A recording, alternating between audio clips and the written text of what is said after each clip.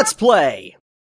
Hi guys, and welcome back to Let's Play Hate Plus. In the last part, we read more about the relationship between Oyune and her little sister, as well as what Ryu's up to, which is kinda interesting.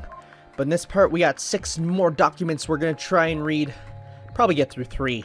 It seems like going through 3 each part usually works out to around the right amount of time, so we're gonna read the Unity Act. Ah, it's another one of these.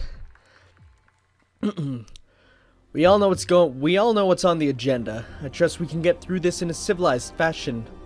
One hopes. I don't like your tone, Counselor. No, not you. The Counselor of Captaincy. Please don't derail this, Counselor Mute. Your objections to the Unity Act have been thoroughly stated and noted. Your input is appreciated. Don't your input is appreciated me, okay? You're not gonna shut me up. This is insane. This is like actually insane. I don't even know why it's being brought up again. Did you miss the memo? I'm security vetoing it. It's not... How the hell do you justify that? It has nothing to do with the ship's security. Are you kidding me? Like, seriously? You honestly haven't considered the idea that removing all the restrictions as to who the president can... who can be the president has massively destabilizing consequences? Please read the record, Counselor. You'll find that an amendment has already been added to the address security's concerns. The Act very specifically says that it only removes all non-criminal, non-age-related restrictions. There aren't any destabilizing consequences. This doesn't address my concerns at all. I will not budge on this matter, okay? The security veto stands, and, like, I can't actually believe I actually have to argue why the separation of powers is important. On what grounds do you argue that the security veto would apply here? Really? The possibilities for abuse are endless. It goes against every principle in the current system of the government was founded on. And that's a reason not to do something? Counselor Mute, you'd surely not suggest that those principles are unassailable. How will we ever improve our society if we defend bad ideas simply for the sake of conservatism? Okay, well... You're off fantasizing about improving your society. It's my job to put a foot down on things that can jeopardize the ship's safety. If the act is amended, would you consider the possibility of rescinding your veto? No. Then please let the record be updated to include a signed document from President Park overriding the security veto. Not this time, Mute. Of course he did. That's cause for alarm in and of itself. Don't you see? He wants the ability to run for a second term. If we actually let him stay in the public spotlight for that long, that gets rid of our strongest control against democracy movements. Like, if you think we were getting bad before, can you imagine what it would be like after 10 years of a single, unified, charismatic leader with a government platform? 15? 20? Do you think that would be okay? Except we've completely knocked the wind out of the movement's sails. Well... Maybe he is thinking that. It's merely wishful thinking. Great. So now you're just offloading the problem onto me in the future. It's lost momentum now. But what about like a century from now? Our actions here have serious consequences. It doesn't look like you're convincing anyone. Note, a long pause follows. Okay. I'm willing to compromise. I know when I've lost. I'll support the act. Just give me an amendment that ensures a president can't have 2 terms, okay?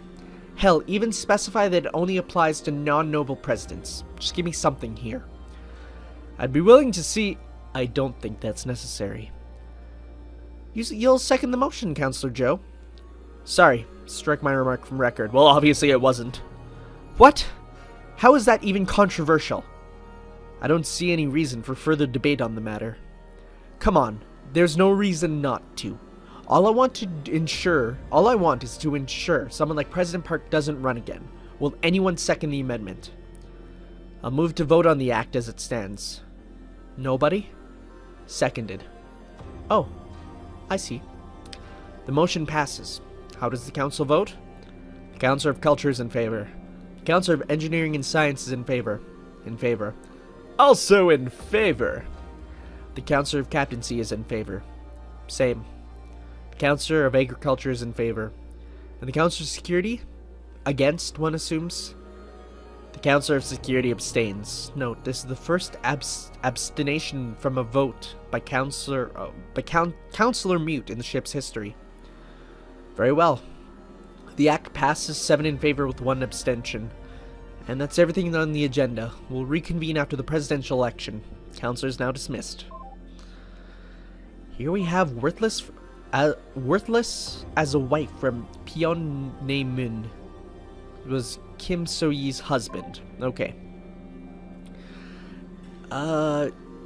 Dear brother, how are you? Keeping busy, I hope. You said I could always write to you for advice, no matter how weird it was, so, well, I'm calling you on that. It's about my wife. I don't know what the hell is— oh, wait, who's the wife again? Let me just remind. Okay, yeah. I don't know what the hell is up with her, and, well, you've met her. You know how quiet she is, and it's impossible for her to get her to actually tell me what's wrong. I'm really worried about her, and I don't know what to do. Here's some backstory. You know her. She's always been weird and introverted. It's charming most of the time. Ever since she lost her job, though, it's been dialed up to 11. I encouraged her to take this science project of hers up right after, because I figured she needed something to ease the transition, but it's been over a year now. I thought she would have found another job outside of engineering, or better yet, decide she's ready to have kids. Not just because of the motherhood credit, but given the extra hours I'm pulling to compensate, we could sure use it. I mean, it's not like I don't know what I was getting into, marrying a girl 15 years younger than me, but the obsession can't be healthy. What happened a couple days ago really freaked me out, and still does. I get home at 9, and as usual, expecting to see her working on whatever it is, or watching a drama or something. Instead, she's in her kitchen, rubbing on her hands and knees, scrubbing the floor violently. And I mean, our kitchen is a mess. Everything in the apartment is a mess. I'd clean it myself if it wasn't so dead exhausted after 12-hour work days. It looked like she put in some serious effort into cleaning up, which seemed good, except actually looking at her, she really didn't look okay at all. Then she looks up to me and suddenly starts crying. Be honest with me, I'm worthless, aren't I? She asks me totally out of nowhere. What the hell do you say to that? Of course not. Yeah, I see. It's like reading the title is like worthless as a wife versus because it's her words. Okay, whew. That's a terrible subject title for a thing.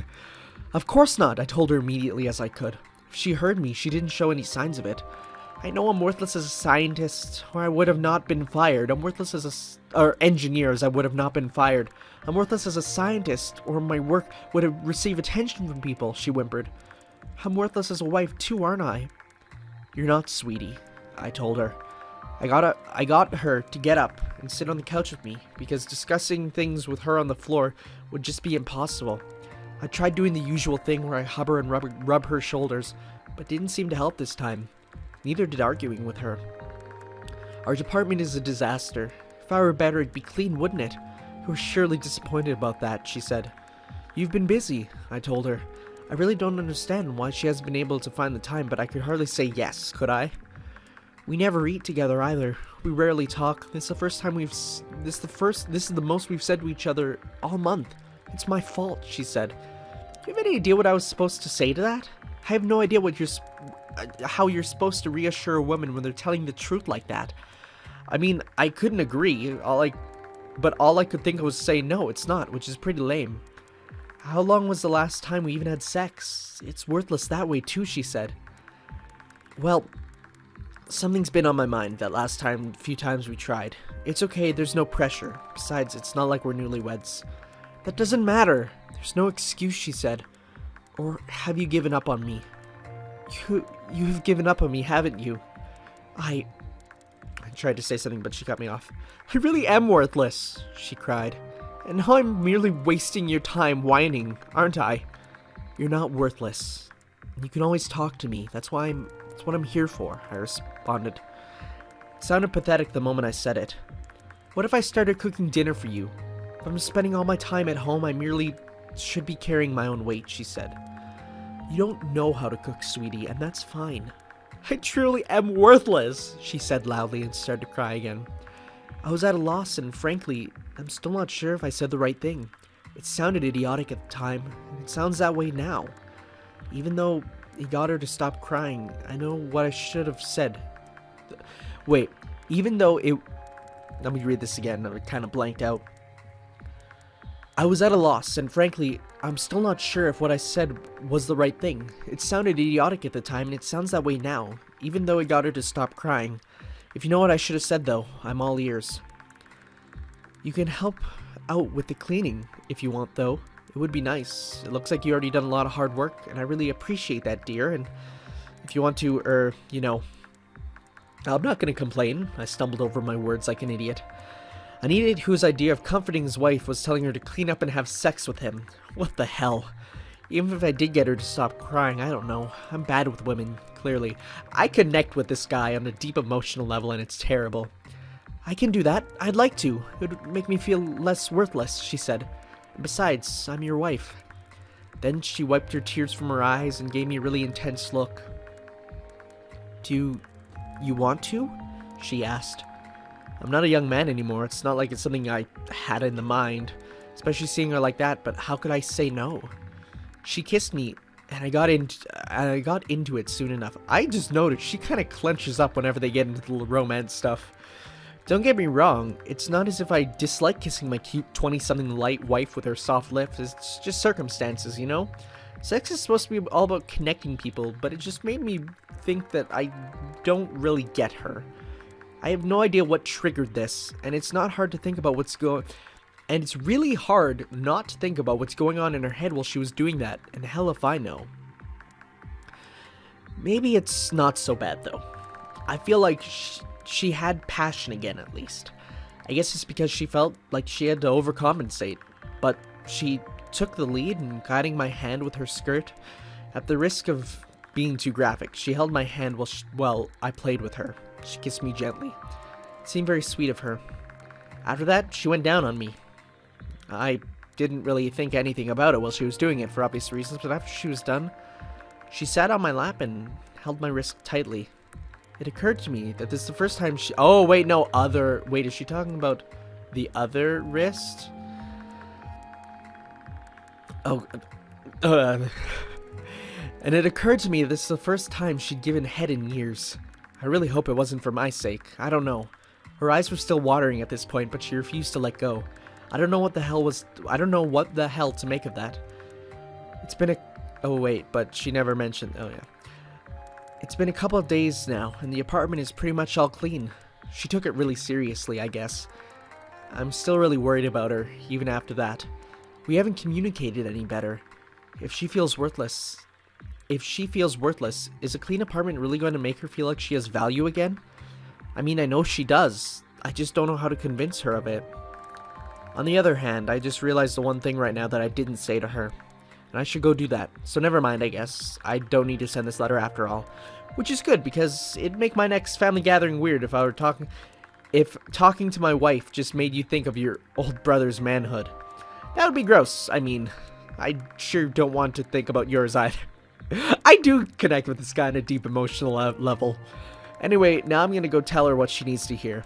That she should keep on doing her science thing, whatever the hell that is. That's probably the thing that'll make her feel like she's not worthless. If she believes it's important, that's what she should dedicate herself to doing. That's less awkward and weird than household cleaning and sex, at least. I'll tell her that I'll keep supporting her in her struggle with that. I think that's what she was looking for the whole time. Glad I realized that. Love, even though I'm not sending this, Naaman. He really is a good man after all. Indeed. Here we have one about the Pale Bride. Note. She's writing about me. Yep, the Pale Bride. Whoa. It's young her, which she does look sick. That's really freaky. Note. Letters is translated as the Pale Bride instead of Sick Daughter for consistency's sake. The ship sailed on getting that one right a long time ago. Apartment status. Bed is made. A few dishes need to be washed. Takeout containers need to be taken to the garbage. Floor is clean. After 2 years without any sort of breakthrough and dozens of appeals without any form of acknowledgement, I believe I've discovered the evidence that I needed to provide definitive proof. There's always been a bizarre family legend of an eccentric but brilliant Earthborn ancestor who saved his terminally ill daughter through unconventional methods. In some tellings, she is a ghost that lives on in a computer. In others, she is sealed away in an alternate dimension to return to the ship when the ship has landed on a planet with fresh air. I learned the truth from my grandmother at the New Year's gathering. In reality, she does exist, and is merely in cryonic sleep in the family storage closet. I caught a glimpse of her at that gathering, and realized that she was the key to proving my thesis. Today I returned with my husband to their home, having offered her a great-grandchildren related bribe in order to have access to the sleeping pale bride to run tests. My theory is, as she has not consumed food or water or breathed air in nearly 1,600 years, if there has been a significant increase in the ambient radiation in that duration, she should be significantly less affected by it. Her chamber was sealed partially by glass, so she may not be completely unaffected, but I appreciate that the difference will be readily observable. The technology involved in the preservation seems extraordinarily designed. I can believe that it came from the shame level of Earthborn brilliance that built our ship. Earthborn brilliance? Finally someone who acknowledges that my real parents were smarter than people later on were. While my husband was gracefully distracting my grandparents listening to their stories, I set up